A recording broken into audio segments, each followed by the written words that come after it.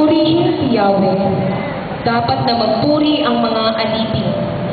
Ang ngalan ni Yahweh ay dapat purihin. Ang kanyang pangalan ay papupurihan, magmula ngayon magpakailanman.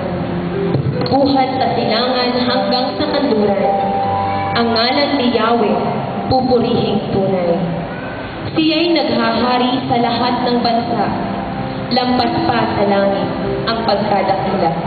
Purihin po natin ang ating Panginoon sa umagang ito sapagkat tunay na dapat lamang nating papurihan ang kanyang kadakilaan sapagkat mula sa mga nakalipas na araw na umuulan, ngayon ay binigyan tayo ng ating Panginoon ng isang magandang araw upang ang lahat ay makarating, ang lahat ay maideklara ang kanyang kabutihan sa ating mga buhay.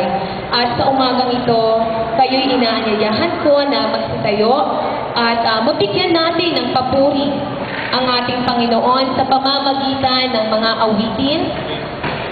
Sapagkat tunay sana sa umagang ito ang Diyos lamang tunay na dapat maitaas at mabigyan ng kaluguran.